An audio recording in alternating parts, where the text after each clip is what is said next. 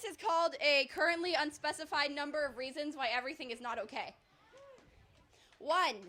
Climate change. That crap's scary as hell, and the people in charge couldn't care less. 2. I wear a lot more oversized t-shirts than I used to. You see, I've never really hated myself, and I don't now, but what used to be a friendly grandmother I called a mirror has turned into a violating friend of a brother of a friend who tries to pressure you into sending pictures of yourself to him, only to tell you that the lighting could really be a lot better. TBH, IDK though. I stand in front of that mirror after a shower and try to convince myself that I love the marks on my thighs and the hollows of my hips and the acne on my face and the gaps in my teeth, but I just end up pulling on an oversized t-shirt anyway and closing the bathroom door to escape that mirror.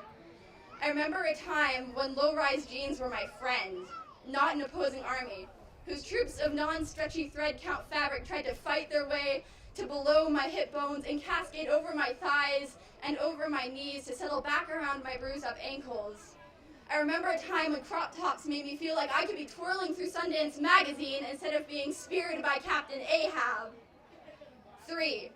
There is no confirmed Series 4 of Sherlock, and that makes me very sad.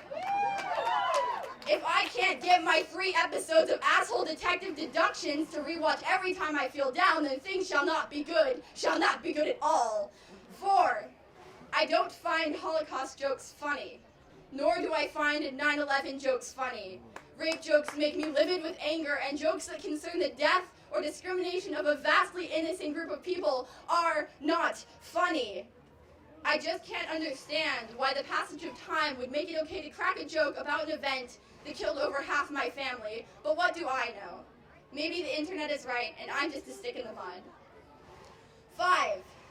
The new Wi-Fi router in my house keeps glitching out and not letting me load YouTube, which means I cannot access overly excited gamers who yell and scream until, top of the morning to you laddies is ingrained into the back of my head. This means I cannot find solace from my infrequent but very much present inner turmoil, which in turn makes me wonder why I need YouTube gamers to escape my infrequent but very much present inner turmoil. The new Wi-Fi router also won't let me load Google Docs, which means I can neither watch YouTube gamers to find solace or write about the inability to do said watching. 6. My neighbor's tulips bloomed a few months back. They were beautiful, and I wanted to pick a few to set on my kitchen counter because something that nice should be spread to a thread-thin shadow of its former self in search of peak enjoyment.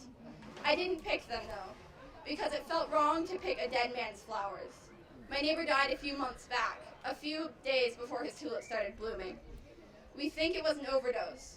He had never treated himself kindly, and sometimes your body just can't wait to see tulips bloom. 7. Politics.